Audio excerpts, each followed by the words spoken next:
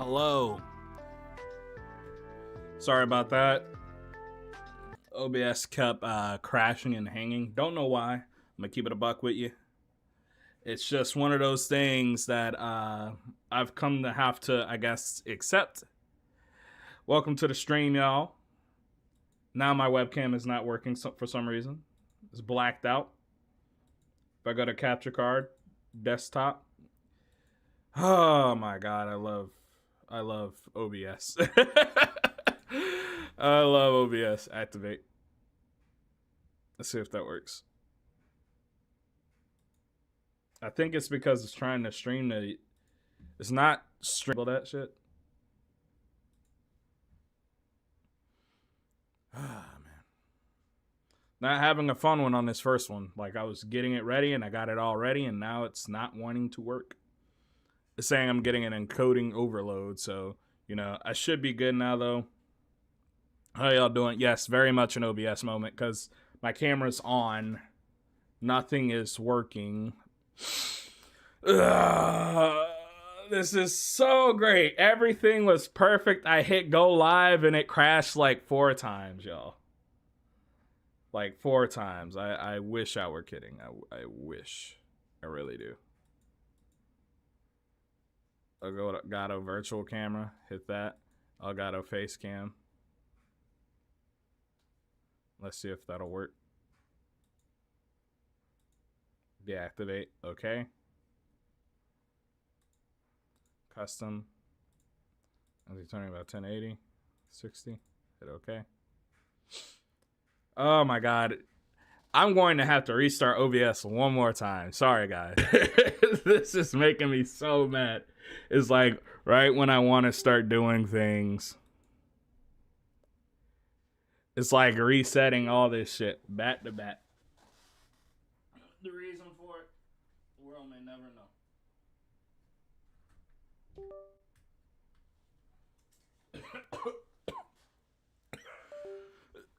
know. Oh man. Y'all hear the beeping? Like, y'all hear this? Like, it's just, like everything decided to break as soon as I hit go live. This is, oh my god.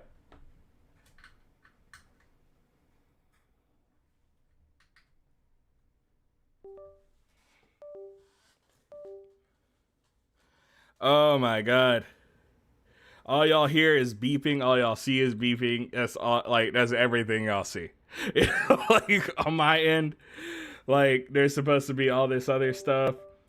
Like, webcam is right here. Webcam's not working. Device default, okay. It keeps beeping. Don't know it's disconnecting.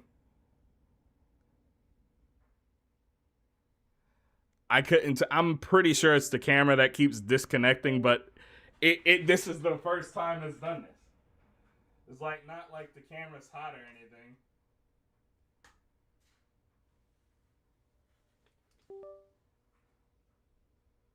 Oh. Let's see if that works. Because right now it's pissing me the fuck off, y'all. I'm sorry. Deactivate, activate. Hopefully, boom, baby. And there shall be light. How y'all doing? Welcome to the stream, Thin Cut. Welcome to the stream, Vash Rose. Welcome, Jay Solaris. Sorry for that. And anybody else who's watching, make sure you hit the like button, subscribe, all that stuff. We're going to get into it. I'm going to turn on the music. I'm going to just keep it turned down quite a bit. Sorry about that wait, y'all. I know it's been forever. I know it's been forever, man. Like, that's... Whew. Y'all were about to hear me crash the fuck out. Like, I was about to set it off in this bitch, man. I was so fucking mad. Sorry if y'all hear the dog in the background. She barks every time she hears like a thud or some shit like that right now. I don't know what it is. Shit's just like pissing me off. Fine was playing Gekishin. Man, dude, listen. I think I have it downloaded on my phone. I've not started playing it yet. Like, y'all don't understand. Like, I got show notes out the wazoo. Hold up. Let me see. Let me see if I can pull this shit up, man. I'm gonna move OBS to the second monitor. There will be no Twitch stream. Even though I had multi-streaming working before, it's very funny.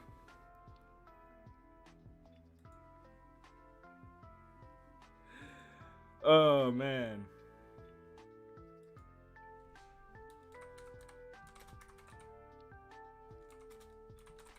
Just use YouTube. Twitch stream is not working.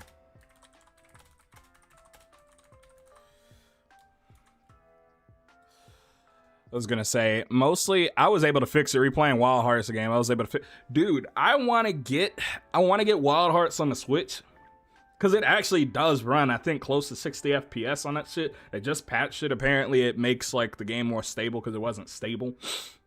I'm thinking about getting it there if I get the money. Mostly bored waiting for Crossworlds while finding a job, dude. I don't think I'll have Crossworlds day one, which is gonna be the first for a Sonic game in a minute. But actually not going to be the first because I never got Colors Ultimate. I like Colors. I didn't get Colors Ultimate. I was going to wait for them to fix it. They fixed it as much as they could, so I think I might get it one of these days. Anyways, I've been good, busy with classes and pushing through FF7 Rebirth at Chapter 12. Oh, I think you're near the end of the game, man. If I could go back, I think I could. If I sat down with Rebirth, I could probably platinum that game in a day. Finally played Shadow Gems for the first time in its peak. The stage is a significant jump over cyberspace. Oh my god. Shadow Gems, I was not exaggerating when I say they accidentally made the best Sonic game with Shadow Generations. I don't think there's a single bad stage, bad boss. All the stages are really good, replayable. They got the hard modes, all that shit. It's what niggas wanted from Sonic for a long time. I don't even think niggas needed a long Sonic game because it's not super fucking long. It's like 5-6 hours, which most Sonic games about 5-6 hours if you cut out all the cutscenes and that. But still, Wild Hearts S is way more optimized than the PC version, but I won't get a Switch 2 yet. Actually, I'm gonna talk about that in a few, man. I got a lot of stuff on the docket, y'all. I got a lot of stuff on the docket. Let me move this over. We're going to be talking about quite a few things today. Docs. I'm going to get rid of the ADEM multi-stream doc. I guess for right now, as far as like podcast stuff, it'll be all exclusively YouTube. But we got a few news topics. Hollow Knight Silksong is a big one. Star Wars Outlaws is a big one because I want to talk about some of the other stuff related to that. Welcome to the stream, Eat the Drip. Sonic Team was cooking with that game, bro. For real. Cooking. I haven't played any open network tests with Sonic Crossworlds. I probably should have, but I got a job. Should be hard, man. I got Woot refurbished PS5 Pro for $580 literally 2 days before the price increase. Dude, that's actually... yeah. That's kind of clutch, bro. That's kind of clutch. I think I understand the PS5 Pro. I just don't think that shit should have been $700. I think it's functionally just... It's more PS5.5 than anything else. Has an upgrade in everything but the CPU, basically. The open beta was fun. It was fun. Fire. Welcome to RG. How you doing, brother? There is a single player demo for Crossworlds on Wednesday, so you can try it then. Okay, that'll work out then. Yeah, I'm not getting any consoles at this point, lol. Why is that, brother? Why is that? I'm telling you, as someone that owns every platform, I read the only time I've really bought a new game on PC is if it's an indie title or it's like a Sonic game. That's the only time I ever buy a new game on PC. I think I bought Frontiers and Sonic Shadow Generations or whatever. That's it. I don't buy any AAA PC game until like years later because usually they come out optimized like dog shit for the past, and this has been an issue for the past, what, like 7-8 years? And then on top of that, I don't give a shit about modding. Whoever made the monster truck gadget just wanted chaos. Oh, for real? I do have a Switch 2. I got a Switch 2 on launch day. I was going to do a stream, but I was like towards the end of the line. Even though I pre-ordered, they fucked up the line. Like, They're only letting like 2 people in the store at a time, but they had so many Switch 2s, and this store is not a big store. It wasn't a big GameStop, but they had like 1,000 of them motherfuckers in there. So I say 1,000, but like they had a comical amount. But Switch 2, and these joystick covers are old. Those are actually from a Switch 1, I think. I just never opened them. They were like the 8BitDo ones. It came with some bullshit that I bought from 8BitDo a while ago. You get in Survival Kids. Survival Kids? What the fuck is Survival? Listen, man, I'm a little bit out of the loop. I'm in my unk stage. I'm in my unk stage. Hold up. What's Survival Kids?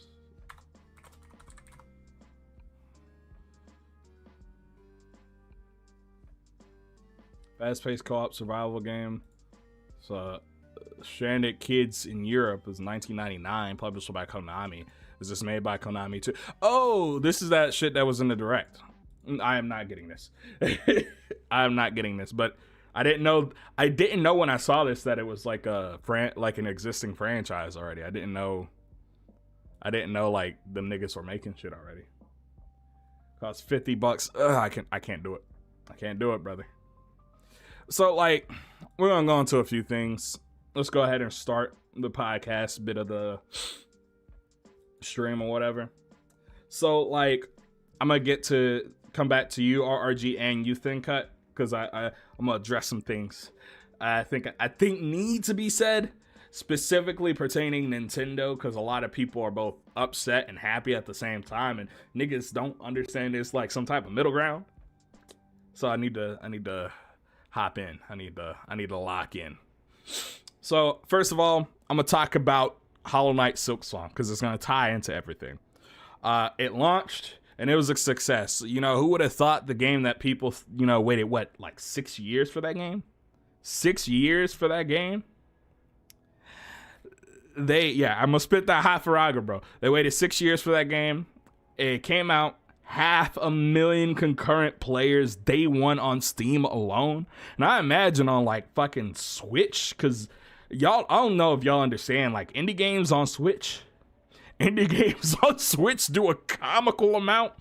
On top of that, the Xbox, PlayStation, and Nintendo stores, you couldn't load the page. I think the same with Steam.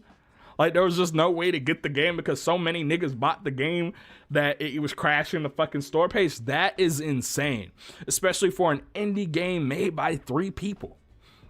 On top of that, it's $20, and it's already become a Game of the Year contender. And I think it's kind of like that trend we're seeing this year, where a lot of the Game of the Year contenders are games that are not AAA. Claire Obscure, Hollow Knight, Silksong. I think the only one that's AAA this year is Donkey Kong Bonanza. And even then, it's not a $70 game. It's a $60 game. So, am I wrong? Is it $70? Hold up. Let me double check. Let me check. Donkey Kong Bonanza. Donkey Kong Bonanza is, my bad, it's $70. I lied. That's cap. But that's like the only AAA one this year that people have decided is like worthy of the title of Game of the Year. Like, think about that. That's the only one. So when you look at it like this, right? I think that we're entering an era of gaming. I don't want to say there's going to be a crash. I hope not. The crash of 83 basically almost killed the video game industry entirely. But I think there's a big shift in where people are playing their games, how they're playing them, and what they're buying. I've noticed recently, I have not bought AAA games. I've only bought indie games, really. I don't want to say really. I mean, I bought older AAA games, but I haven't been, like, I can't tell you. I mean, I got Mario Kart World with my Switch. Like, on Switch 2, if I pull this up, right? Let me pull this up, right? Let's go ahead and let's get it rocking and rolling, right? If we pull up my Switch 2, right?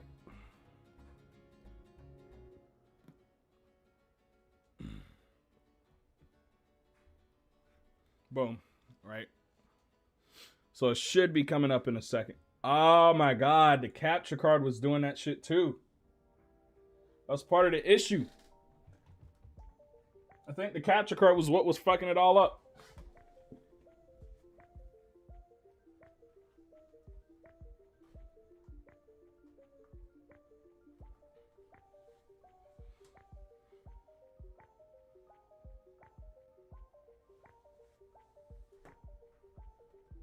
Because it's showing up on the monitor and it's not showing up on OBS.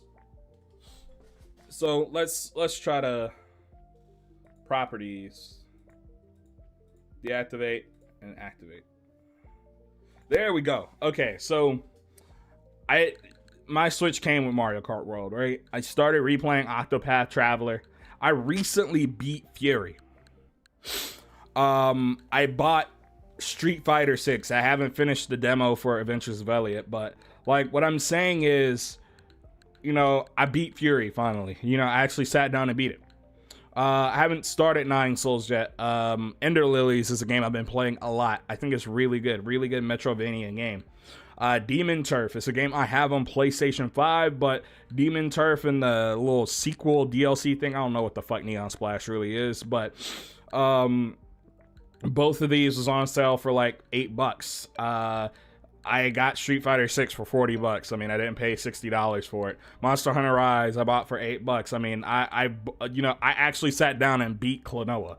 I bought the Borderlands games because they were relative. Like, I think Borderlands 1, 2, and what is it called?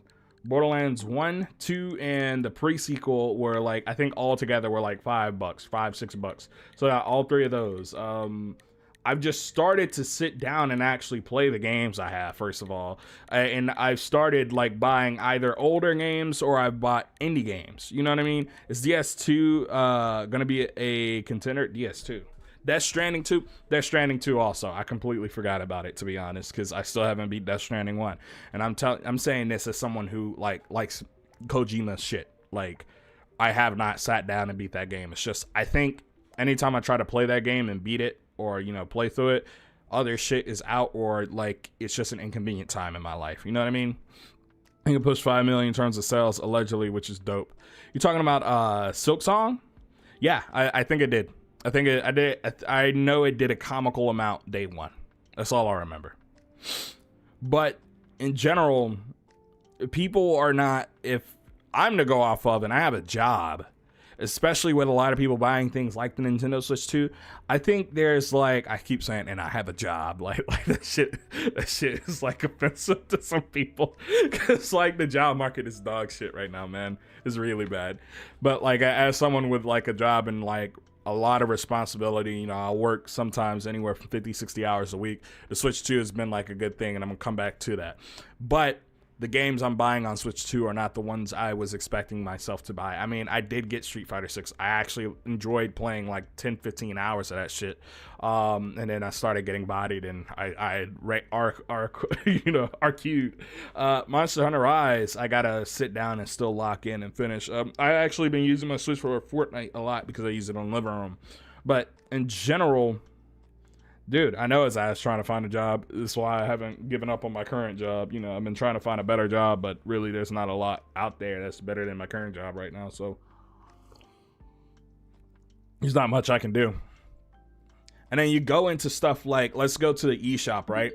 I think the advent of like good ports and shit in games, like Star Wars Outlaws is a game that I know when it came out, people weren't too hot on it. It was apparently a good game, but it was like, you know, Ubisoft. So it's that open world time sink of a game, and there's stuff that they done to improve the game, and all that came to the Switch version. So people are playing it on Switch, and they're like, oh, this game is really good. Or the people who played it on previous consoles are like, or platforms are like, oh, wow, I'm coming back to it now, and it's in a lot better of a state than it was previously. So you can play all day. Dude, if I had a work from home job that I could play all day, dude, I'd be, whew. Y'all don't understand. I'd be making content all the fucking time, man. Like, all the time.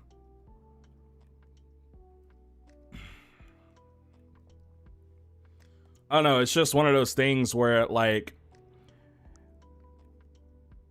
we're seeing indie games come out that are great. They're seeing good ports on the Switch 2. which I know it's going to tie together. I'm trying to tie it together. Sorry, I got a little bit off track. The stream shit is pissing me the fuck off. Because, like, yo, I had this shit perfect before it started. Literally, I had everything set up. The broadcast was sending out. All I had to do was hit go live so it could do its bullshit. And it fucked up everything. I'm sorry. That shit is still pissing me off. $80 pre-tax for Mario Galaxy 1 and 2. After tax, it's basically not. It's not $80 pre-tax for Mario Galaxy 1 and 2. It's $70. It's $70. You get both games for $70. Each individual game is $80 if you buy them separately.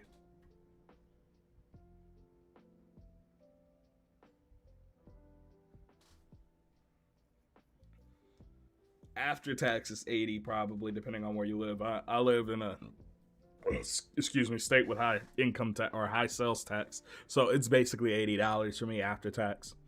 My job and current hiring is currently law for people in Dallas Alley. Oh, that sucks. It helps that indies are super affordable. $20 or less is good, especially with how things are now. Exactly. Shit is expensive. I mean, niggas always talk about the eggs, but as someone who eats a lot of fucking eggs, I've had like 4 or 5 eggs today. I had an egg in my ramen, and then I had eggs for breakfast. I had 3 motherfucking eggs for breakfast. Oh, with some fucking, I made some omu rice or some bullshit. That shit gets expensive. Thing of eggs is like $7, $8, $9 fucking dollars. Like, come on. $70 is not that much better. That's not what I'm saying. I'm just saying. It's not, it's like when I was talking about Donkey Kong being 60. That shit's 70. I'm just saying, like, the price is not.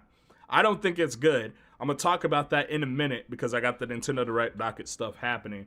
But I think I'm going to end off this little first part here saying, I think, first of all, people are going to continue to buy cheap games. They're going to continue to buy older games. And they're going to, especially on like the Switch 2 platform, because I want to talk about the Switch 2 because this thing has kind of saved gaming for me for the meantime. I think things are looking on the up and up. And I actually think when I get to the talking about Resident Evil Requiem, I think things are going to get even better in that regard for people who are not trying to buy new hardware. So let's talk about the Nintendo Direct news. I had predictions here on the off chance because I was originally going to try to do this like Thursday. Couldn't do this. I wrote this a while ago. But I replaced everything with what actually happened. So we got release dates for Prime 4 and Age of Imprisonment. Age of Imprisonment looks really fucking good. It's at 60 frames per second. That's all I really want from an action game, especially a Muso. Metroid Prime 4 actually looks pretty good. I was not expecting them to go like the open world route with that shit. It's kind of weird.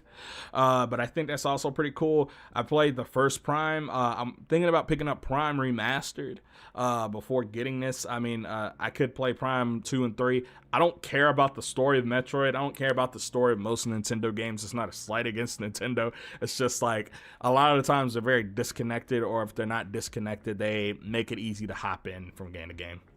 Wasn't a basic port of Twilight Princess 60. You're talking about the remaster on Wii U? It wasn't a basic port.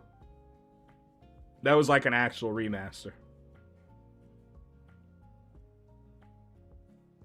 Like Twilight Princess HD versus Twilight Princess is visually way fucking different, man. Like, don't get me wrong, Nintendo be on a bullshit. Like, the Mario Galaxy shit, I think is way more egregious than Twilight Princess ever was and ever will be considered.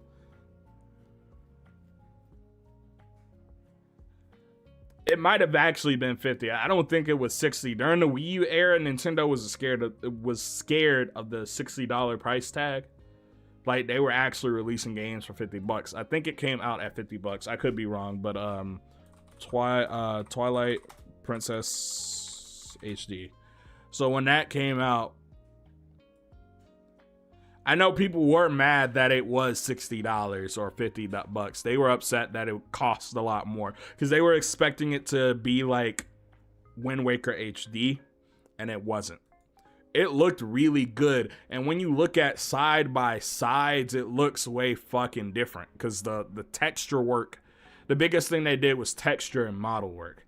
They didn't do anything to the lighting. And I think in a lot of games, the biggest thing that really carries that shit is the lighting. Like, if you change the lighting, it doesn't matter if you keep everything else the same, which was the case with Wind Waker HD. They kept everything else the same. They just changed the lighting engine. Or I think they added a lighting engine to the game. And it basically, people were like, oh my God, this is the most beautiful thing ever created. You know what I mean? It's about perception. When what Twilight Princess did was basically a lot harder. They basically went and put in like the highest definition texture pack they humanly could. Haven't seen you stream in a minute. Dude, life, Dovax, life. That's why you haven't seen me stream in a minute. Mario Galaxy should have gone the whole mile with the remaster treatment instead of subtle HUD changes. It's not subtle HUD changes. It is a remaster. It's just that I think because like the texture work is way, way better than even the Mario 3D All-Stars stuff. I think the issue is it's not really noticeable. And I don't think it should be $40 fucking dollars. Now, if each one was $30 and they sold it for like $40-$50 as a combo, I think that would have been reasonable. But I think the issue with Mario Galaxy 1 and 2 HD or whatever, that shit's just it's too much. $70 for 2 fucking Wii games and they functionally look the same. It's not one of those, oh, when you compare it to the original, you can see the difference. Like, that's what Twilight Princess's issue was. They didn't do comparison shots. They just showed Twilight Princess HD. When some of the, like, there would be entire niggas' faces who look like fucking mud, and then you look at Twilight Princess HD, and it's like, oh, I can actually see the fucking details in her face. I can see that their eye color is fucking blue instead of fucking red or some shit because shit's melding into their face. Like, it's just Nintendo's greed knows no bounds. They are functionally the Apple of gaming in a way. Except for they make new products. I think that's the only difference. They make new products. Apple will release the same fucking garbage every single year. It's just they like to price their shit like they're Apple. Thanks, Dovax. Also, if y'all haven't seen the Mirror's Edge video, y'all should watch it. Because I worked really hard on that video. Off topic, but what do you think of that new Sonic Racing ad clowning Nintendo? I think that's top tier agenda posting, but niggas on Twitter don't know how to agenda post. So like they're trying to agenda post with that ad. And someone made a post and it was very funny. It was the low tier god acting like, you know, Mario Kart World DLC won't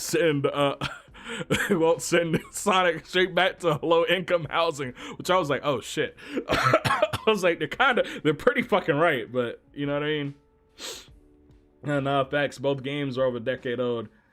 No way they should be $70, at least not in the way they look or the form they're in. Like, it's just kind of ridiculous to me, at least.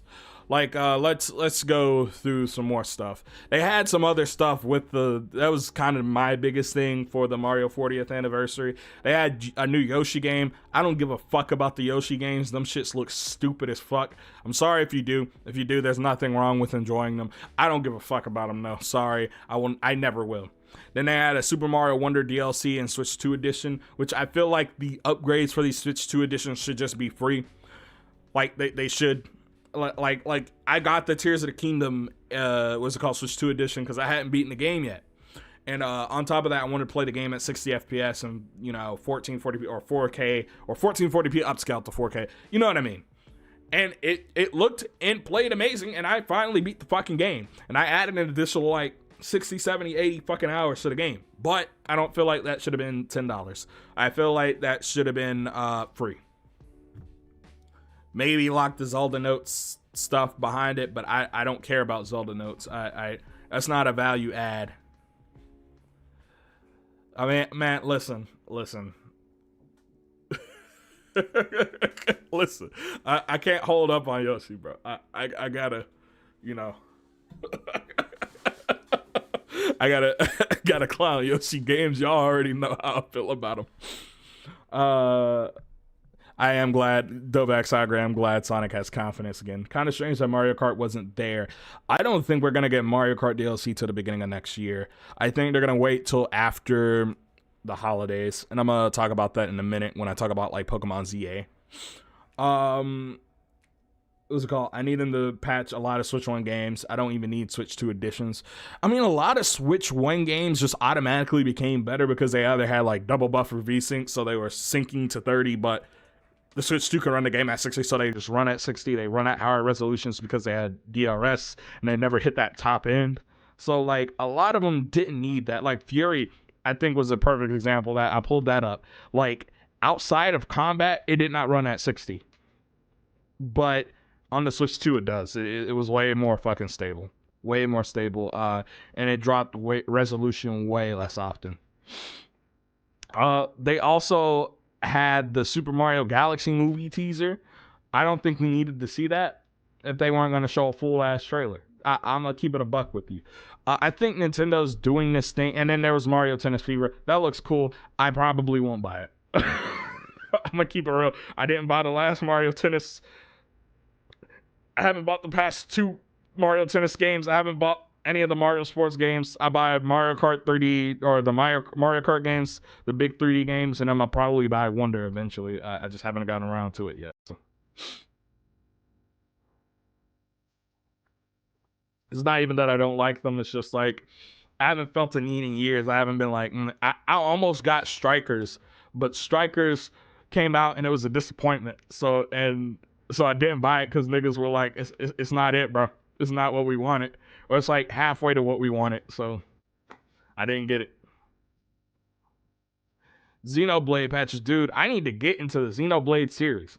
First of all, I couldn't get into Xenoblade 1 because that game is ugly as fuck. That game is fucking ugly, y'all. That game is so, like, the character models, I could not take what they were saying seriously. Especially because they were British. All them British accents had me dying laughing because their faces would be like, and I'd be like, I can't do it, man. The Monado. And I would literally just start fucking screaming and howling. I'd be like, I can't do this, man. Shout out to 3DS Port. 3DS Port is even worse, man. That shit's even uglier. That shit is hilarious. That the British like, listen, man, I'm sorry. You know, we gotta slander our people across the pond. I mean, they can slander us. Our country going to shit. So, Xenoblade X is my fave, dude. I need to get that. I need to get all of them, to be honest. I just wish they would have ran more copies of 2, so it's not like $100 like used or whatever. What is it called? Yeah, the Wii version looked crazy. Like, don't get me wrong, the like landscapes and stuff looked cool, but the character models were insanely ugly, bro. Any Switch 2 port you'd like to see with extra features? I'm waiting for DMC5 port with co-op. Kingdom Hearts. Kingdom Hearts. I will rebuy every single Kingdom Hearts game as long as they keep putting it in front of me. Like, dude, I'm telling you right now, like, if I could play Kingdom Hearts 3, Kingdom Hearts 2 while shitting on the toilet, I'd be so happy. I'd be so happy. And Sonic Adventure 2. I don't even need Adventure 1. Game kind of sucked. You didn't hear it. You didn't hear it here, though. Kingdom Hearts going to be a game key. It sure is, bro. It sure is going to be a game key card. The voices. Dude, the voice acting was good. That's not what it was. It's just like when you hear like a very serious British voice over like an ugly character model, it did something. It something in my brain was like, this is too fucking funny. It was like Shakespearean shit. The niggas sound. I don't know how to explain it other than that. Playing a game and dropping a Deuce's Peak in life. Exactly. We got 3 Xenoblade games before another 3D Mario game. I think the difference with that is that Donkey Kong Bonanza, I think they were banking on that being a lot more popular with like the Mario crowd than it really was.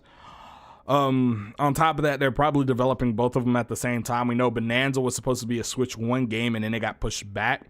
And if you know anything about Nintendo, they hold on to games, and now in their like, since they've been successful in their Switch era, they don't have to announce games like super far ahead of time.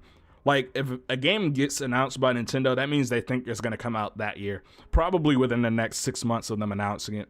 That's just how they are now. So when you look at a game like, say for instance, like Yoshi, I think Yoshi comes out soon here. That game got announced 3 fucking days ago. What is it called? Mario Tennis Fever. Like, when does Mario Tennis, did they give us a release date? It's probably going to come out within the next 8 months. Like, Mario Tennis Fever. Let's see. This game is going to come out when, I know it's $70. It comes out in February. That's what, like 5 months from now? Like, Nintendo, when they announce games at this point, it's going to come out within 6 months of where you are. You know what I mean? It's just how they work now. They are going to continue to do that. And as long as they have games lined up, because they have a lot of studios. Like, people are complaining that there are not enough games for Switch 1 right now. And they dropped like 3 or 4 exclusives within like 2 or 3 months. That's more than the PlayStation 5 had in a year. You know what I mean? So I think people were used to the Switch 1 release cadence where they were basically porting Wii U games. Because a lot of the Switch 1's library and big hitters are Wii U games. Let's talk about like Mario Kart 8 Deluxe, right? Mario Kart 8 Deluxe, first of all, was a game that had all the DLC from the base Mario Kart 8. And then on top of that, they added a little bit of content, but basically it was just up-resed. They fixed the 1 FPS stutter that the game had, weird-ass fucking stutter it had, and then they released it with all the DLC. Best-selling racing game of all time. Like, that's just what it was. And then they were like, all right, we're going to do DLC. And based off of that, I'm pretty sure that DLC is what funded the development of Mario Kart World, knowing that Mario Kart World was originally intended to come out on the Switch 1 at this point. You know what I mean? Which is better, having another Prime 4 and Bayonetta 3 situation? Yeah, exactly. Like, it's just one of those things. And I think the Bayonetta 3 situation was less of Nintendo's fault and more of like, I think Kamiya and his team's like ambition with Bayonetta 3.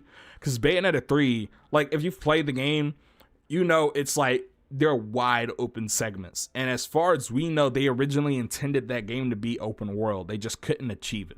Especially like at a super high frame rate, which the Bayonetta series is known for. I think if they capped that game to 30 and they released it and it was open world, it'd been fine. I just think because they shot too high for the, stars, and they probably had to restart development, that they, fucked up and fucked that game up. And honestly, it's still a really fucking good game. It's just, that's the situation of it. Prime 4 originally was being developed by Bandai Namco. To be honest, like that was announced year 1 for the Switch. It's 2025. It's been almost like, what is it? It's been like 8 years? 8 fucking years? That shit is insane. And that's not to say that Metroid Prime 4 might be one of the greatest shooters ever to come out, but it's not going to be a game that sells like a Mario, like a Donkey Kong, like a Zelda, like a Splatoon. It's probably going to sell Metroid Dread, I think, has done pretty decent for the Metroid franchise. I think it's the best-selling Metroid game, period, right now. And that's at, before that was Prime 1. And Prime 1 sold, 2 million units. So, Metroid's not a big hitter. It's one of Nintendo's, people know what Metroid is. If they know that from, Smash. They don't know what the fuck Metroid is. Most people haven't played one. So it's just like one of those situations where they now hold on to games and wait to release them. They want to make sure they have a steady release cadence. And I'm pretty sure this lull from the past 2 years of Nintendo games, and I say a lull, but they've been releasing a game or at least 2 or 3 games a quarter, has basically been because a lot of those games have now become Switch 2 games.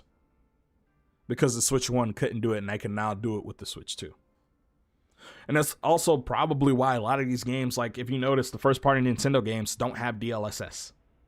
The only one that does is Pokemon Scarlet and Violet. And the second party, technically, because Nintendo has stake in them, but they don't... Game Freak is not directly on a Nintendo.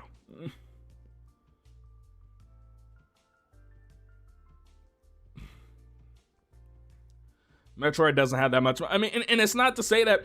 Because the Metroid games are fucking good. It just sucks that they don't have motion. That's the only thing that sucks. Prime 4 will do well though, since the Prime series is consistent. Exactly. That last trailer made me think, oh man, I probably need to buy this fucking game. because it looks good. But too bad, Age of Imprisonment is out, and I might not buy that game at launch. I think I'm gonna get Prime Remastered, and then I'm gonna get that. We also had some other shit. Virtual Boy's coming to NSO. I don't think anybody asked for that, wanted that, and I don't think it's good because the replica model for it costs $100, and then the cardboard version is $25, and you need one of those two to play it. Plus, you gotta have NSO like expansion pack, so it's basically like what, 50 fucking bucks a year, $150 to play some fucking old ass fucking Virtual Boy games that nobody gave a shit about. I'm rereading the same thing. Then on top of that, we had like Pokemon news. Pokemon ZA DLC announced before the game is even released, which I'm gonna keep it real. Even though like Nintendo has in the past announced DLC before a game comes out, it's usually months down the line, but I think this is coming out day and date. I think Pokemon ZA, especially considering when that game was announced, like I think last year, it didn't have a release date for the longest time. And I mean, it took till Pokemon Day to get that release date.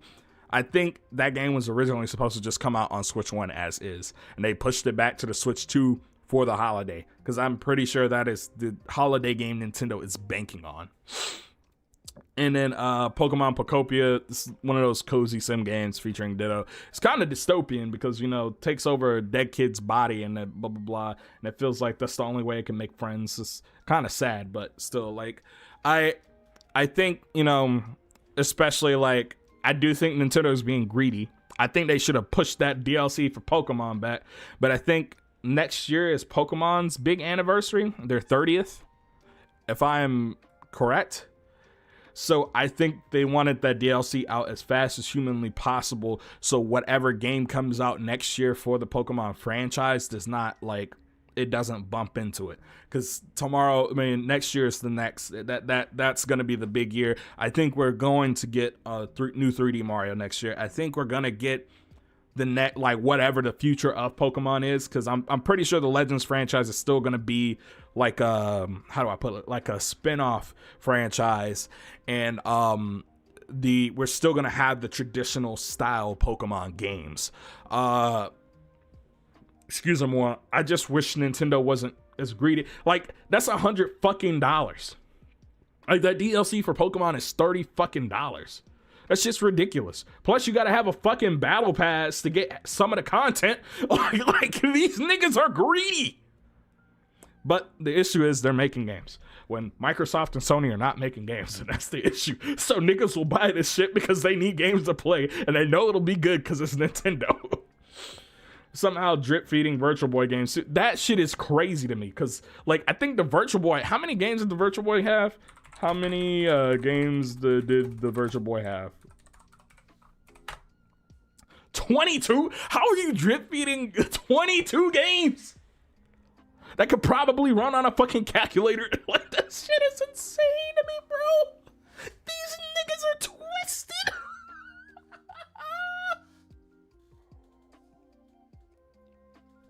Gen 10 probably. Yeah, that's what I'm saying. Like, I'm pretty sure next year is Gen 10. And I feel like it might be a soft reboot for the Pokemon franchise. I think they're gonna, like, try to move, like, in a way that makes it a lot easier. The Disney of gaming. Actually, you know what? They are the Disney of gaming. I said the Apple. They're the Disney. Sony's the fucking... Actually, you know what? Sony is the Apple of gaming. And let me tell you why. Them niggas releasing no games. What the difference between a PS5 and the PS4 is that you see this motherfucking PS5? That shit looked like it was made by Kyber Corp. That is the difference. That shit ain't got no game. Ain't got no exclusives, bro.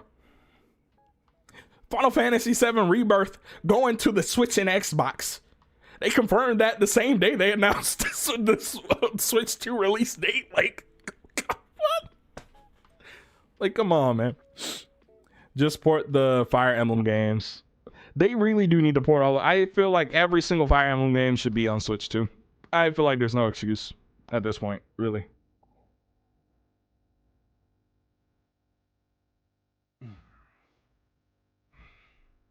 Oh, my coffee got cold.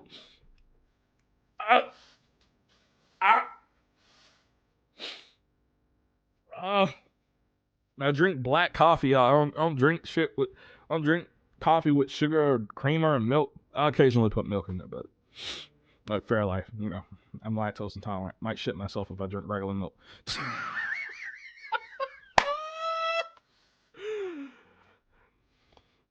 With Pokemon Champions, I don't think the main series will keep the traditional gameplay style. I don't think so either. I think they're using. I think Pokemon Champions is the game they're gonna use to keep the competitive scene alive for Pokemon. And then everything else will be something different. Like, I think Gen 10 is probably going to take the Legends kind of format and then amplify it to like 100. I just think the issue is Game Freak is pushing out too many fucking games. Like, they'll make a game and they have like good ideas. Like, I started playing Legends Arceus. That was one thing the Switch 2 has been good for. Like, I've been going back and playing Switch games. Loading times and shit are way better, so I've just been playing them. And I was playing Legend Arceus for a little bit, and like, I realized it was like, the game's ugly as fuck, but I'm really enjoying myself. The story's okay. They had a really, really good fucking idea, and if that released instead of like Pokemon Sword and Shield when the Switch 1 came out, I think we wouldn't be having these discussions about Game Freak that we do. But because they released so many fucking games, it's almost been a Pokemon game every single year from Game Freak. Think about that shit, man. That shit is not healthy. That Pokemon is the Call of Duty for Nintendo. Like, it's just an infinite money glitch at this point. I really hope Gen 10 of Pokemon is great. I'm thinking about getting Scarlet and Violet. I'll probably pick up Violet. So I can go through. I'm gonna make another video. Like, I made that video, I think, a couple months ago, y'all, if y'all remember it. So,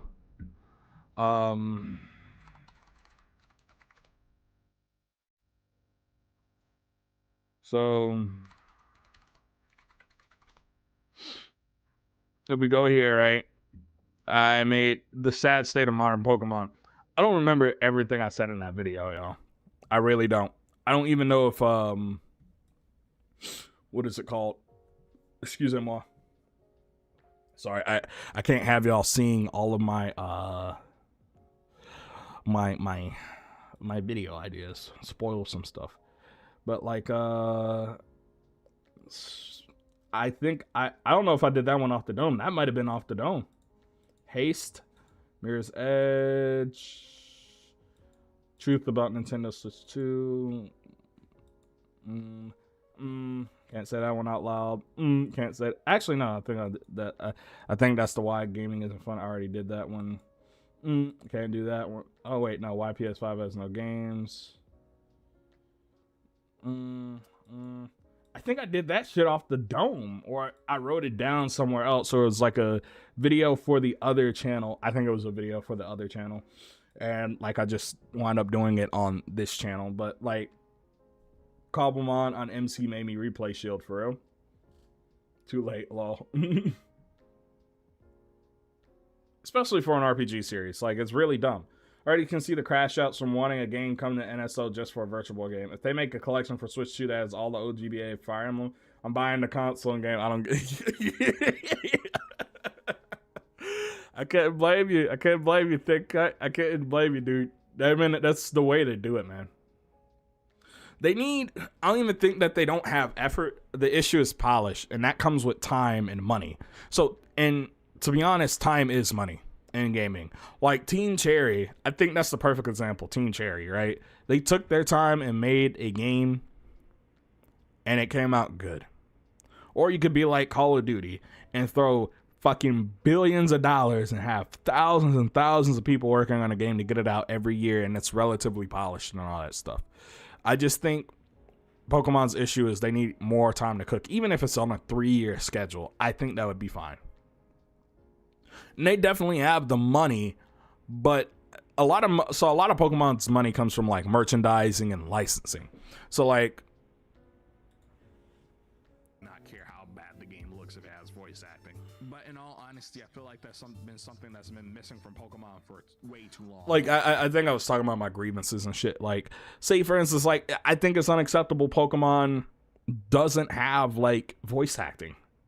That's ridiculous. I don't give a fuck how long it takes them to make the game. They have enough niggas to do this shit.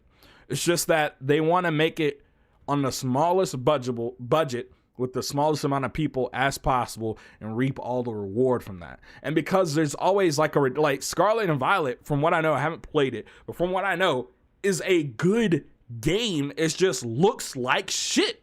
It looks like shit. Sword and Shield, like, I remember when that came out, I didn't like that game, but the story was bad. It looked okay. But my issue was no voice acting. That first cutscene in that game is comically bad. It's like, it was like an indicator of what was to happen to Pokemon going forward, right? But on top of that, we got like Pokemon Let's Go the year before, and I think after that, like a year or two later, we got Arceus. Like, I think Arceus got the pass because it was way more polished, and it was a good game. Sword and Shield was really easy. I think it was Baby's first Pokemon game. I think it was easier than Pokemon X and Y. Violet on the Switch 2, and I was surprised that it was pretty good. Yeah. And then it looks good on Switch 2 now because they fixed that shit. They had time to fix it. And I'm pretty sure, I think Scarlet and Violet was supposed to come out after Legend ZA. Because Legend ZA, from the Switch 1 footage we got, looks better than Scarlet and Violet on launch. So I think they've moved shit around and they got their priorities fucked up. As far as like, they just want money. By the way, y'all need to check out my other videos. Y'all see these videos that don't have 4 digits? All of these videos should be 4 digits. Got 5.4K. This Mirror's Edge video, y'all niggas don't understand. I was cooking with that shit. Gravity Rush. Share that shit out more. That video cooked. That was a good ass video. Switch 2 video. That Switch 2 video, I went insano mode on. Made Pokemon go from a GameCube game to a Wii U game. I don't even know. I don't know. The model work in not the landscape models, but the Pokemon models and the character models in Scarlet and Violet are actually like decent. They're like higher poly. It's just like now they don't have to rely on fucking decimated animation and all these other tricks to get the game to, to fucking function on the fucking handheld. It's just ridiculous to me. I don't know, man.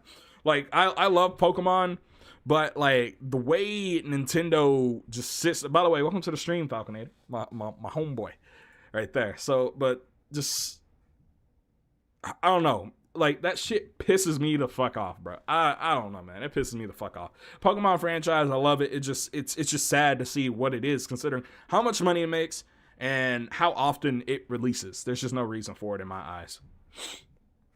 All right, so what's the next thing? All right. Let me get the music started back up. Oh, I think I just have all her music on autoplay. This is Glitch City. I was like, Green Hill Zone was playing in my ear. I was being soothed a little bit. Now I'm starting to get angry because, the soothing lo-fi is not in the background. Calm me the fuck down. But let me open the notes back up. Donkey Kong Bonanza DLC, which I think that's ridiculous that shit came out so soon. Unless it's like, I don't know, it just seems like a basic roguelike mode. So I don't know. I can't say anything about that. I'll just leave that one be. I do think it's ridiculous that it's like, what, 20 fucking bucks? I think that shit's ridiculous, but I think some other things though that were really good from this was like the third party stuff, some of the third party stuff. So first of all, Dragon Quest VII Reimagined, which is a game that needed a remake. If you've ever played it, I think I played this, I emulated it, and I was playing it on PSP back in the day. That game is long. Really long. I didn't beat it. I don't remember shit from it. It got boring. Because the beginning of the game is so long. It takes so long to get into that shit. Like, I looked it up. I was like, people like this game? Because I was told to play that. Like, at the time, I was getting into, like, a lot more JRPGs, especially stuff that's not popular in the West. Because one of my friends on PlayStation was recommending me a lot of games. Just around the same time, I was getting to, like, the Tales of series. Super deep, because the only one I played before that was Tales of Symphonia. But, like, Dragon Quest VII was a game that, not 8, 7 was the game that was recommended. And I was like, bro, I hate this shit. This shit's so fucking slow. And like, I don't even think I got to like the big shit with the job system because it's not till like halfway through the game. And I was like, I can't do it anymore. Like, from what this looks like is like they're fixing that game, which is good. They still need to give us updates on Dragon Quest 12 though. I need to sit down and lock into Dragon Quest really. Like, I played 8 back in the day. Don't remember shit about it. Played 9. Don't remember shit about it. I just remember the big thing I remember about 9, and this was a DS game if I remember correctly, like, was the big fucking tower and shit and doing like the online stuff. I thought that shit was cool. But otherwise, like, I think they need to re-release a lot more Dragon Quest games. I think I'm becoming less of a Dragon Quest hater over the years, and I'm about to get like the 1, 2, and 3 HD remakes. So I'll never forgive them showing 5 new megas and paywalled all 5. Yeah, I know. The Battle Pass shit is ridiculous. That's ridiculous. Battle Pass and DLC. Them niggas are wicked. We got that Star Force Legacy Collection, baby. I'm not gonna lie. I didn't think they would do that shit. I mean, I knew they would, but I didn't think they would because, you know, Mega Man, it's kind of funny. The Battle Network shit took so long to come out, and that's the best selling part of Mega Man is Battle Network and like Star Force. DQ7 has a Switch 1 version, which is really good, which is good since those fans are not limited to the game keycard version on Switch 2. Wait, DQ7? DQ7 Reimagined is coming out on Switch 1? Can that shit run on Switch 1? Ain't no way. There ain't no way. Nigga, you're lying. There's no way.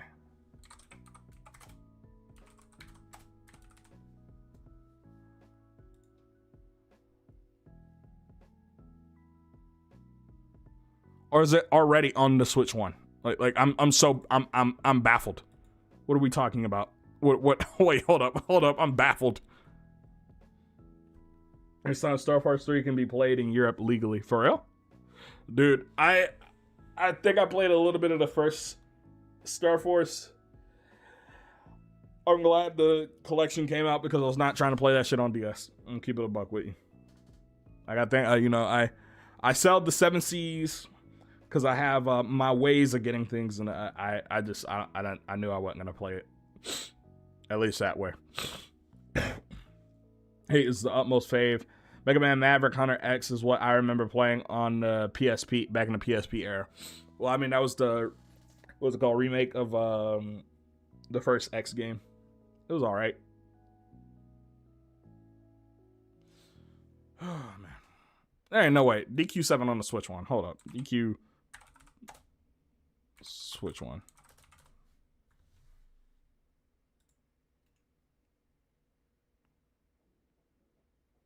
Oh, dude, that shit's on the Switch 1?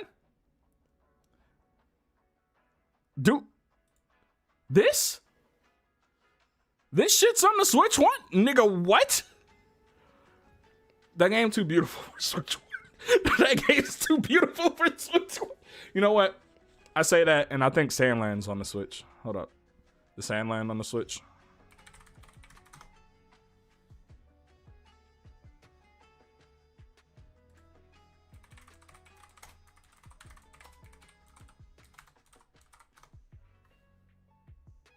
Oh no, it hasn't been ported to the Switch. Never mind. Well, you know what? DQ11S. You know what? I'll let Square slide. I'll let Square slide this time. More third-party shit. Yo, my fucking brain got rattled. I don't remember the Switch 1 and Switch 2 logo being on there. I just remember Switch 2. They need to fix that shit. They need to stop announcing Switch 1 shit unless it's like shit like that. I'd have been like, that's Switch 2 only. Fuck the Switch 1. Which, I mean, I'm pretty sure it's because it's probably gonna come to PS4 and PS4 and PS5. What were we? DQ7, Dynasty Warrior Origins. I don't know how it's gonna run on Switch 2. I mean, if it runs well on Switch 2, that's fine. Actually, you know what? It looked good during the Direct. It looked good during the Direct. So I don't know why I'm doubting that game. Like, hold up, let's pull this up. Like, let's go to the Nintendo of America. Let's go to their account. Let's go here to the videos. Because, to be honest, I remember it looking really good, and I was very surprised. But I don't think it's a 4K trailer. I think it's just a 1080p trailer. Yeah, it's just 1440p. Let's do 4K trailer. Just for the sake of getting this shit out of the way. Oh, shit. Nope. 1440p. 1440p. Dynasty Warriors Origins is marching on to Nintendo Switch 2. It looks fine. It looks fine on Switch 2. Yeah, it looks fine. I don't know why I was down on that one. Resident Evil Requiem looks really fucking good. And that's kind of the sign, like that combined with I believe like FF7. The FF7 trilogy is kind of like solidified Switch 2 as like the third as the third pillar in gaming. Like, I feel like this is one of the few. I feel like Nintendo actually is in the power game right now, because there's a lot of games like Star Wars Outlaws cannot run on the Steam Deck at all, but it runs well on Switch 2. So like Star Wars Outlaws Switch 2 versus Steam Deck. And also proves it's more powerful than the Steam Deck. Like, the Steam Deck is not. Bad idea. Put that away. Sorry if it's lagging, guys. I have my stream settings cranked. Like I have them cranked like a motherfucker. If I can, let me see if I can. let's change it to speed. Let's change it to speed. Cause that shit is going crazy, but like right here, this is Switch 2, and that's Steam Deck, bro. That shit, like that's not the stream messing up right there. That's just all right. Switch 2, running good, right?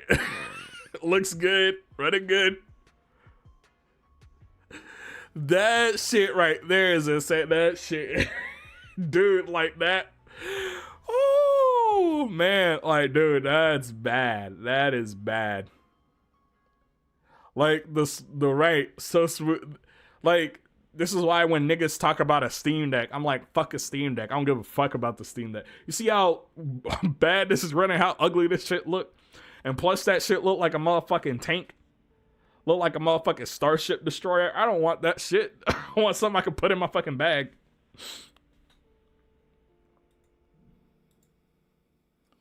Oh, man. Well, let's continue. All right. So, what's it called? RE7 and RE8 ports are coming with Requiem, bruh.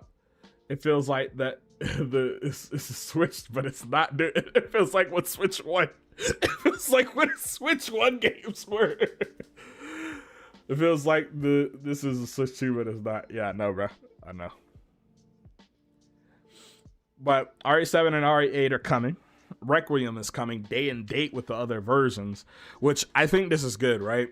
So this is good because, first of all, it's coming out day and date with the other platforms, but also I think it is good for the industry going forward, because now games, they have to scale down, or they might be made with the lowest common denominator possible in mind. Right now, what we're seeing in gaming is like a lot of games are being basically built around hardware that doesn't exist, or the top end, so they're not scaling well when you go down the stack, whether it be in PC gaming. I think the Switch 2 existence makes PC gaming more viable, because right now PC gaming is in a horrible state, specifically for like AAA. Stutter struggle is real. I think that's the biggest one. It's like a lot of these games struggle, they stutter, they don't scale well to anything, below 12 gigs of VRAM, or 8 gigs of VRAM or less, which is insane, because entry-level cards, not even entry-level, mid-tier cards are still coming with 8 gigs of VRAM. It's just, it feels like games are just right now unoptimized on PC. I think the Switch 2 existing is making that no longer a problem.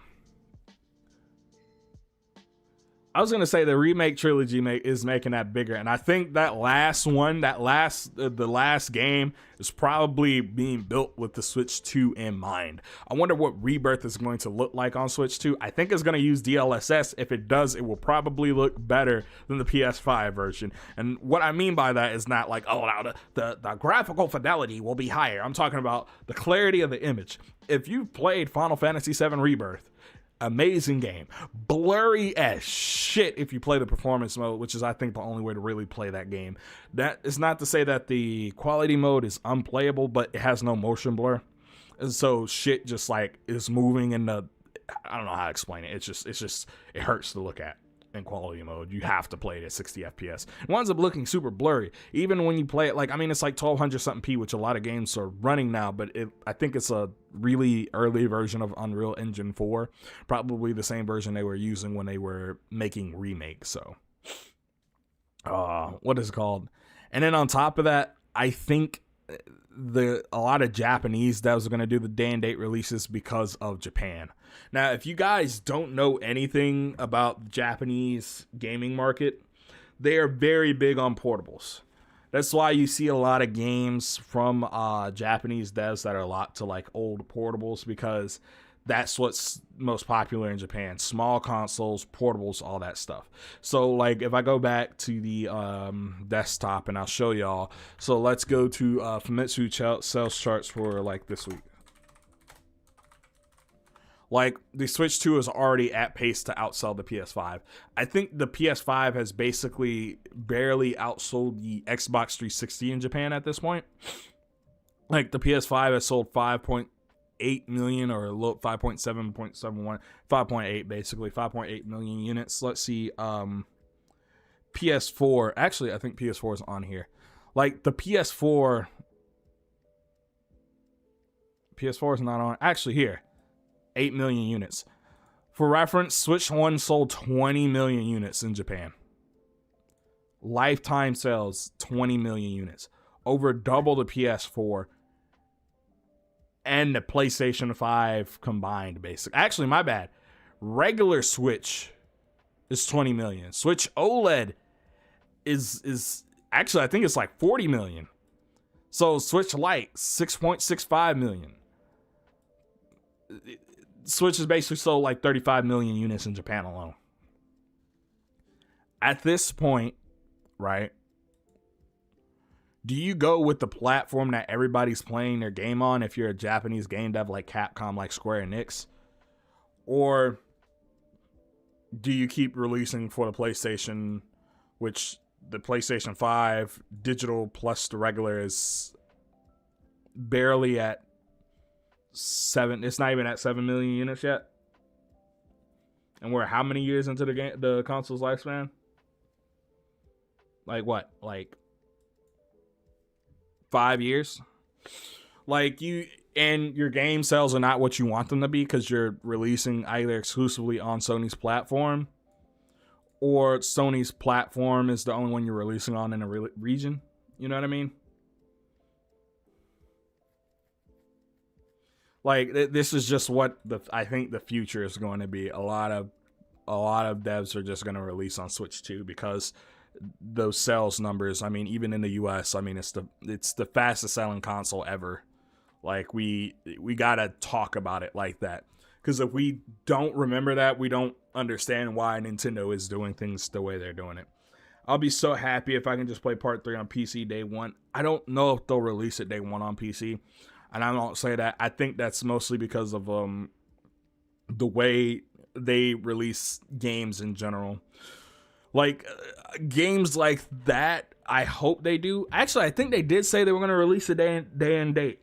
I do think they said they were going to release a day and date. I might be wrong, but I think they did say that because they said they were going to release a day and date on Xbox and Switch. So I think they said PC in that too. Rebirth on PS5 Pro is real nice. Yeah, it is. PS5 Pro is also how much? Let's see how much a PS5 Pro is right now. PS5 Pro is $759 before tax. What is it? I have a 8 to 10% tax in my area, so was that 75? That's almost $900. That's almost $1,000 fucking dollars to play FF7 at that point, buy a PC. I say that, and then the experience might be compromised. So I don't know. I don't know. Oh, Lord. Think, guys. Think. Like, it's still a good experience on PS5. It's just that blur is what kills some of it. That was my only issue with it visually, though. Some of the lighting, but that's because it's all baked. None of it's like, I don't want to say none of it's real time, but the real time portion of it is not as sophisticated as it could be.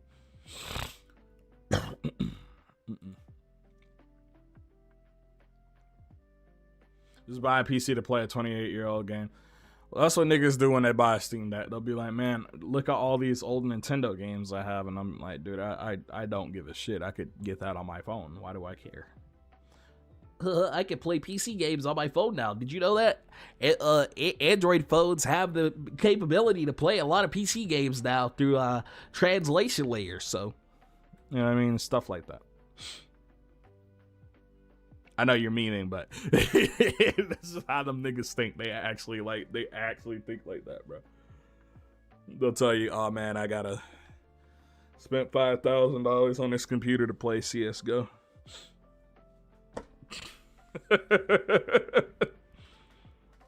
What else was out there direct? Oh, and they close it off on a big thing, and that's Fire Emblem Fortune's Weave, which I'm getting because a nigga is the main character. Nintendo made a nigga the main character in a Fire Emblem game. Gotta buy it. Gotta support it. Gotta support the Vision Engine. I know. I'm those. Yeah. I know. It's me. I'm niggas. But I gotta get Fortune's Weave day one. And like, you know, don't get me wrong. Somehow they took a step back in their black character designs. As far as the skin colors, because for some reason them niggas are like gray and ashy. But that nigga had locks. That nigga had locks. And they actually, like, one thing I gotta give Nintendo is they do good black representation. Niggas stand the fuck up. Yes, Negro, stand up. Like, look at this shit. Hold up.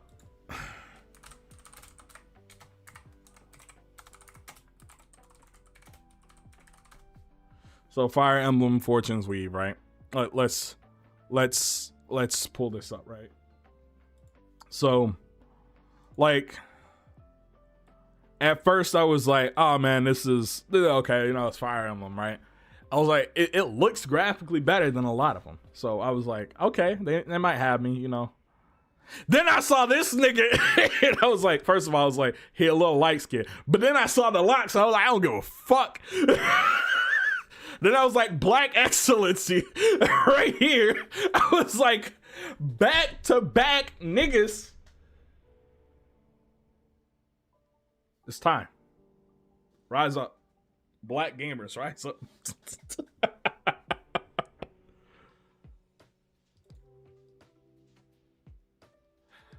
Like, I don't care if they made this nigga ashy. He's a nigga. Representation goes very far, right, man? Because it's so good to see yourself in something, especially like a lot of Japanese media. The way they portray black people is not the best. A lot of times it's stereotypical. I think Square has been decent at it. I wish, like Final Fantasy VII, I think Barrett's one of the best black characters in gaming. I hate that he's a little bit stereotypical, but at the same time, he's such a well-written character that we need stuff. We need more characters. We need more black characters, especially from Japanese game devs. Like, a lot of the people playing your games are black. Like, you know what I mean? Like, until I got into, like, high school, the only niggas I ever knew that played Fire Emblem were black people. A lot of black people are fucking weebs. They don't want to admit that shit, but they like the fucking weeb anime shit. That's why I'm so happy for series like Gachi Akuda. That's why I appreciate the fucking Soul Eater Fire Force nigga. I forgot his name. It's like, starts on, Okubo, I think. Like, that shit matters to people. FF16, listen, Square Enix saved themselves. That game needs no black people. That's one game that needs no black people. Cause them niggas were slaves. That's why I didn't put any black people in that game. They knew. They were smart. They avoided it. That nigga Clive was a slave. The way they were talking to them niggas was insane. What were they called? What did they call? They were like, what were the slave niggas called in that game, bro? When they said that shit, it sounded like a slur. Hold up. FF16 Clive. Bro, hold up. What were them niggas called? What were them niggas called? They were called something. Firstborn, blah, blah, blah. Dominant. No. What the fuck were them niggas called? The niggas that could use magic, they turned them motherfuckers into slaves. The terms. What were the terms? I don't remember the terms. I haven't played this game since I beat it because I cried. I cried. What were they called? They were called something. And the way they would talk to them niggas was insane. Oh my God. Bearers. That's what it was. The first time they would be like, you filthy fucking bearer. And I was like, oh shit. Cause like at first I was like, there's no black people in here, man. This is kind of crazy. And they called him a filthy fucking bear. I was like, there needs to be no black people. I'm gonna keep it a buck with y'all. One game that never needs a black person. FF16. Literally, like when I say hella racist, them motherfuckers, they would be like, you filthy fucking bear, how dare you fucking breathe my air? Then beat the shit out of them niggas and be like, bah, get back in the field. And I'd be like, I was like, oh, I would actually, do you understand how racist them niggas were in that game?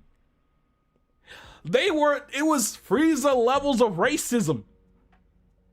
It was like that scene in Dragon Ball Super Broly where that nigga fucking Frieza would pull up, be like, hello monkeys. That's how it was. That's how racist it was.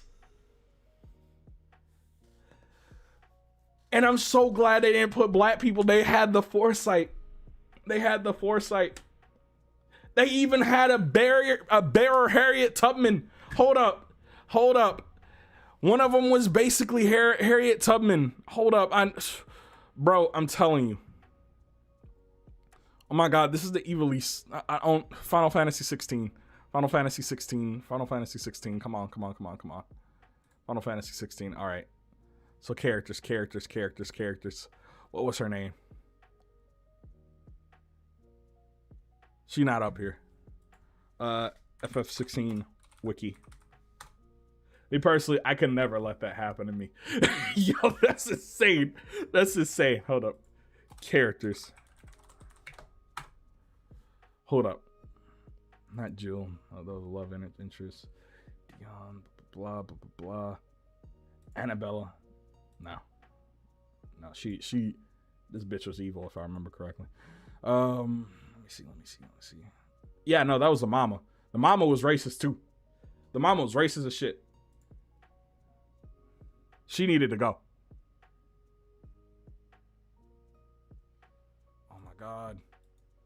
Oh my God. Where's Martha? Martha was a real one. And she was Harriet Tubman. Actually, hold up. Martha FF16. Hold up. Hold up. Hold up,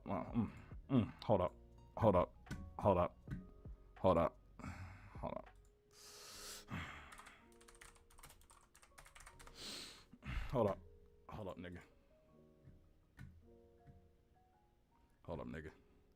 Y'all see the fucking vision? Do y'all see the fucking vision? She was white Harriet Tubman for the fucking Bears. That shit was insane.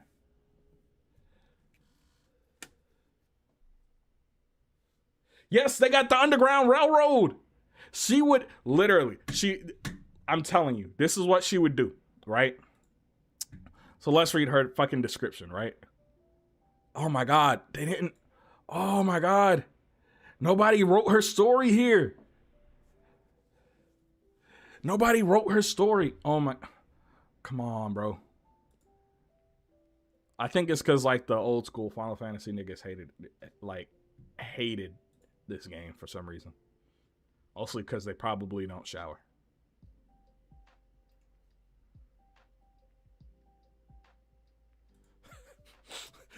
Landlady of the Golden Stables, the tavern at the heart of Martha's Rest. She's also a friend of Sid's cause, keeping the hideaway supplied with both victuals and information on developments in Western Storm. A second string to her business that she strives to keep secret from the Imperial authorities. Oh, shit. Like, dude. Literally, she was Harriet Tubman. I'm telling you, Clive really had godly powers and was getting treated like a slave. Exactly. They hated what they didn't understand. Port FF16 to Switch 2. It might explode. I'm not gonna lie. That might be one that's hard. Because on PS5, you can't put that shit in performance mode on PS5. How does it run on Series S? Because that's just on Series S now, right? FF16 Series S. Does it even have like a... Didn't they port 16 to Xbox? Oh, I'll put it in 14.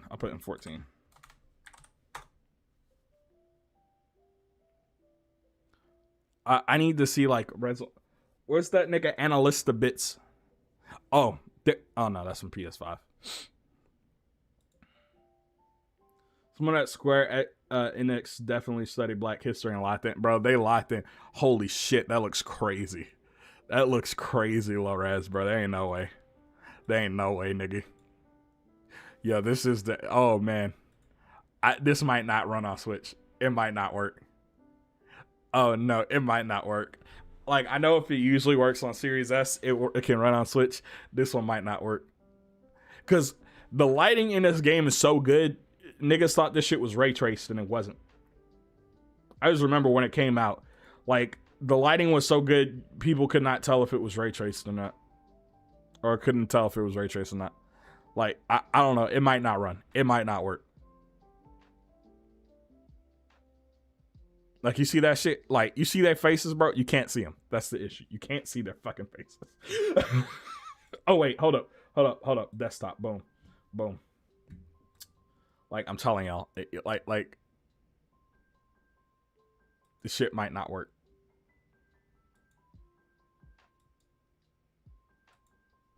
Whoa, is that me? That might be me. Cause it was running relatively smooth. Yeah, nah, dude, this shit blurry as fuck, bro. This shit blurry as fuck. This shit won't work on Switch. Actually, you know what? It might work on Switch because maybe it's a VRAM issue. Maybe it's a VRAM. If it's a VRAM issue, because the Switch has more RAM than the Series S. It has more RAM and it has faster RAM, I think, than the Series S. It might work.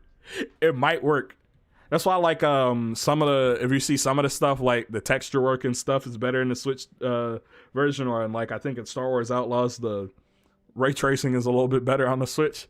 It's because it has more RAM. Who'da thunk?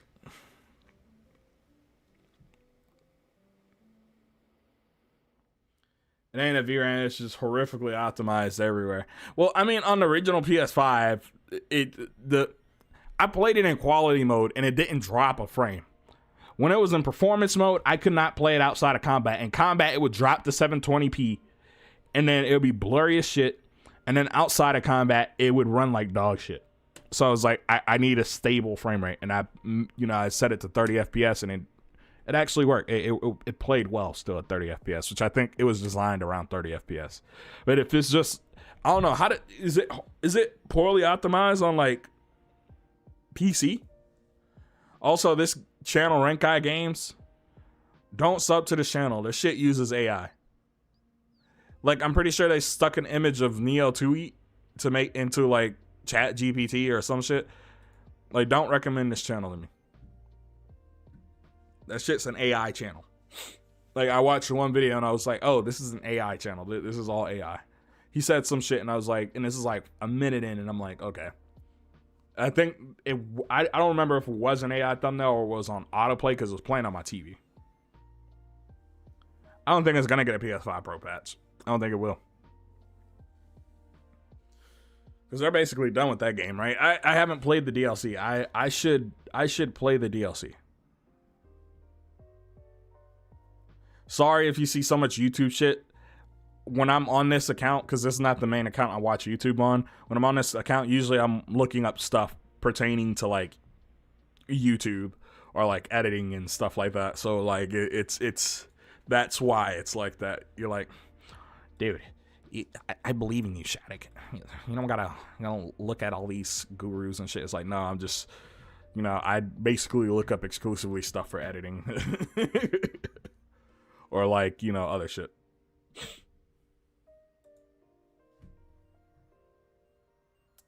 Also, y'all, I want to do a new section. I'm gonna skip down and go back up to some of the more gaming news stuff. I mean, one of them was just Sony degrading the PS5. That was the question mark, base model PS5 Slim. It was gonna be in a bigger discussion. I'm saving that for a video. And then YouTube, make sure y'all are not on restricted mode. I mean, just make sure users can't see a large swath of videos. Just remember to turn it off. But I want to do a section called Fan to Flames in this podcast series. So basically, it's viewer topics and hot takes. I address them, talk about them, blah, blah, blah. And it's just a new section I want to implement on this. So I'll probably ask it via like channel post, like probably like twice a month, because I want to do this 1 to 2 times a month, if that's possible. If not, it's not. But I think I could do this like once or twice a month and it work out. But I want to do that so we have more time. I mean, I know y'all talk about stuff and y'all ask me questions and stuff, but like something I could like really tear into. I say tear into, but like get into the, like, I could address, like I can write it out, be like, boom, boom, boom, boom, boom, boom. This is how I feel. I don't think it's going to work. I think this is going to work. I agree with it. I disagree. Or I agree halfway, blah, blah, blah, all that stuff. I think it would be a really good section to add.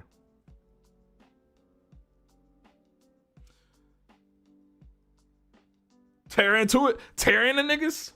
Don't say that thing. I can tear into niggas. Y'all seen it. Y'all seen it on stream. Everybody here has seen me tear into a nigga on stream. Don't say that. Y'all saw me getting upset about Yoshi earlier, and I started, like, I'm thinking about Yoshi now because that shit upset. Now it's upsetting me because I'm like, why the fuck they announced that shit? Like, I want to see some fucking Super Mario or some shit, man.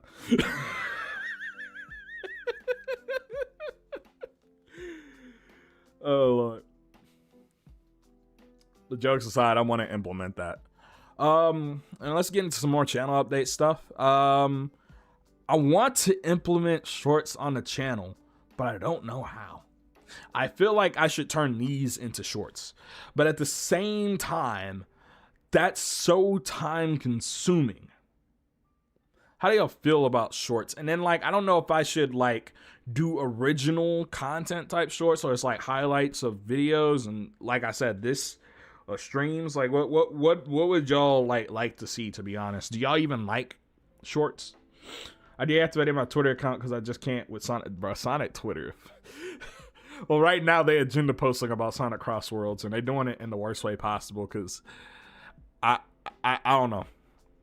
They announced, DLC for that game before it came out, and they announced like damn near all the characters like 3 months before it came out. Like, at this point, just release the DLC or delay the game. I don't know. Same thing with fucking Pokemon. Same bullshit. Same exact bullshit. Pisses me off. Now it makes it like functionally like a $90, $100 game. Same as Pokemon. Also, I plan on doing like at least like one large video and like one small video a month. I got like a hardware review I'm working on right now. I'm still in the writing stages of that. And then I got like a general gaming discussion video coming up. And then I'm gonna just drop it here. I'm working on a Mario Kart World video. It's not gonna be edited, I guess, to the same level as like the Mirror's Edge or Gravity Rush videos, but it's gonna be closer, I think, to the like Sparking Zero video I did. So it's still gonna be like well edited and all that stuff. It's gonna be a little bit more off the dome though. I got my bullet points, and there's like a lot of bullet points. That's why I didn't write it out, because it was the amount of bullet points was like the length of a full script for like a 10 to 15 minute video. That's why I did it like that. So like some are either going to miss or be a huge hit. Yeah, that's what I was thinking. You're fine with shorts. I don't mind shorts. I never scroll them. When I see an interesting one, I'll watch it. See, that's how I am. That's why I didn't know if I wanted to do shorts or not, because I think it would allow me to kind of do content when I'm working on a bigger video and it's like, excusez-moi, and it's like holding me up, you know what I mean? But like the Mario Kart World video, I don't feel like it's going to be super divisive or anything, but I do feel like I have some hot takes on it. And I feel like some people are going to be like, you have the same shirt? Oh, the Mario Kart 92 shirt? Dude, I got this, I think my mom got this for me. I've seen it at like Walmart, I think. Walmart. One person I follow who mainly does shorts is Classic Man D. Who's Classic Man D? What does he do? Is he like a comic reviewer? Comic and anime. Okay. Oh, I've seen this nigga. Okay. I've seen this nigga's. Like, I think he got big on TikTok.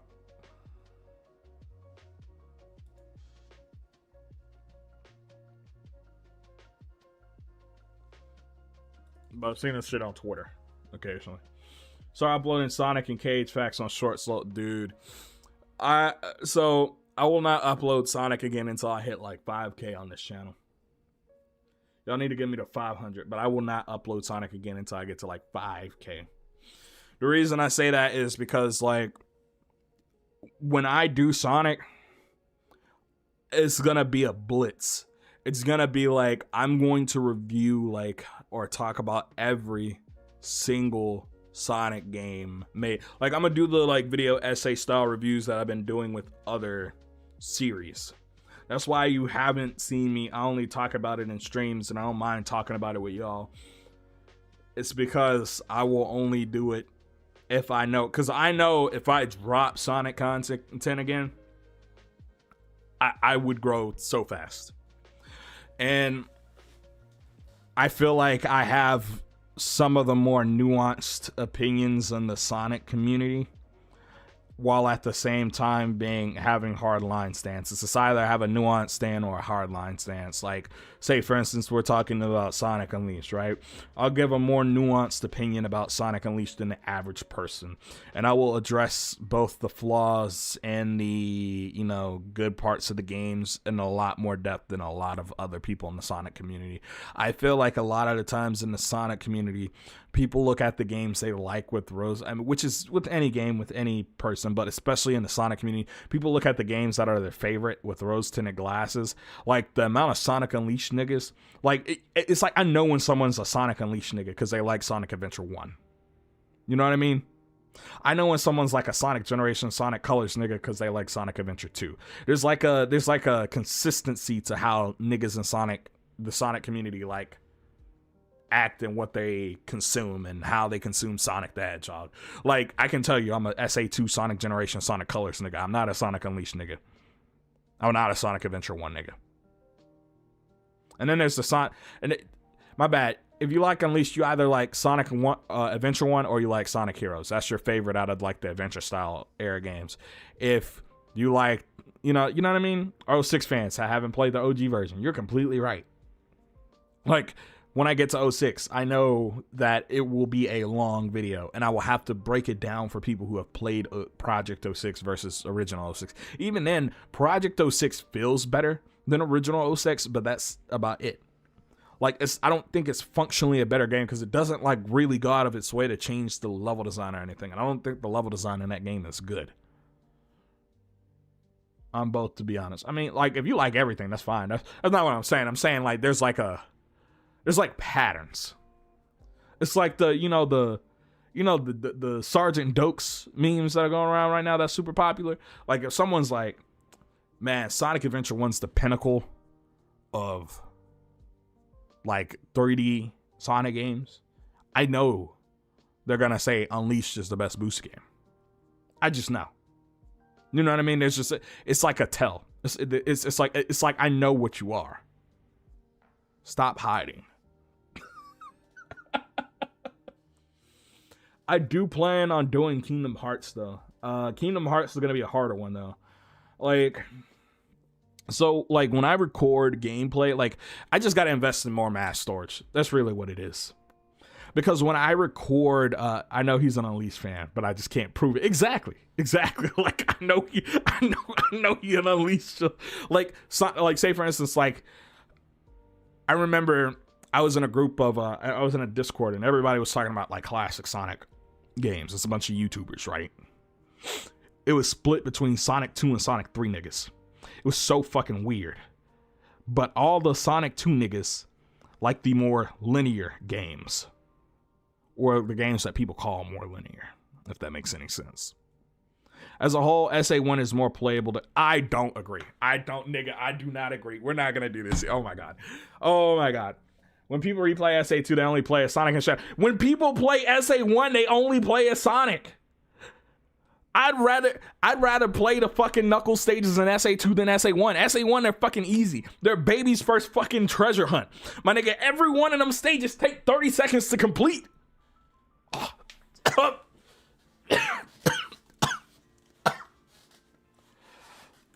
See, that's an Unleashed nigga. That's an Unleashed nigga right there. He's pushing his agenda. A Sonic Adventure 1 nigga. How many people fucking enjoy Amy? How many people enjoy Big?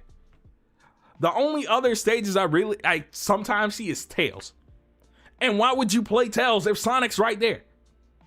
It's literally a Sonic stage cut in half or a third or a quarter. Sonic Adventure 2 is not Sonic Adventure 2 is peak.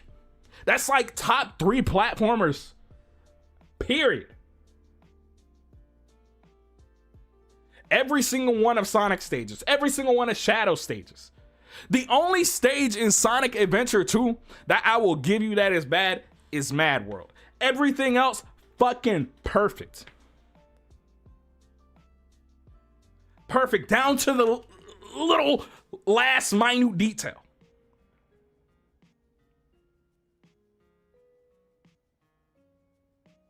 Like when you sit down and you play Adventure 2, it clicks. It clicks. Like, don't get me wrong, Sonic and Shadow stages are the best part of that game. But they're not the only part that I care about. With SA1, I play the Sonic stages, and I don't like half of the Sonic stages. Half of them are not that good. You know what people play when they play Sonic? Let's pull up some fucking Sonic Adventure 1 stages before we close this shit out. I got a point to make. My nigga. Stages. So let's look at the stage list, right? Let's look at the action stages, right? Nobody likes Casinopolis. X. Nobody likes Mad World. Lost World. Nobody cares for fucking Skydeck. Niggas are playing fucking Emerald Coast. Maybe Twinkle Park. Red Mountain. I can't lie. Red Mountain's fucking gas. Speed Highway is fucking gas. And then sometimes Ice Cap. That's 5 stages, my nigga. And the game only got 8. Werehog is not easier. My nigga, Werehog stages be like 30, 40 fucking minutes. There ain't no way. Oh my God, Lewis, you are capping. You are capping right now. Oh my God. This is This is capped to the highest degree. Lost World is dog shit. I hate that stage. I hate that stage. I hate that stage. I don't like it. I don't enjoy it. I think it's poorly designed. It's doo-doo dog butt cheeks. I know you rage baiting. I'm playing into it.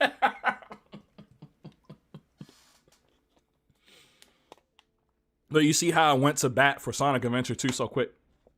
You see how Lewis went to bat for Unleashed so quick. Sorry, the dog is going crazy in the background. It proves my point. Sonic niggas are predictable.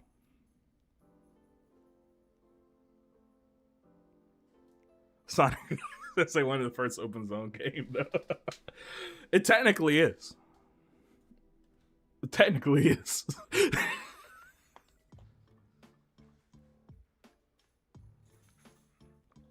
Oh, I really hate Skydeck. I actually do hate Skydeck. I don't like that stage. The only cool part to me is when you're like going down the like big open field of cannons, and because shit is exploding. Like as a kid, I thought that was cool as shit, but then I never replayed it because I didn't like playing it. I don't know. I've never played Unleashed Recompiled. This is all based on a PS3.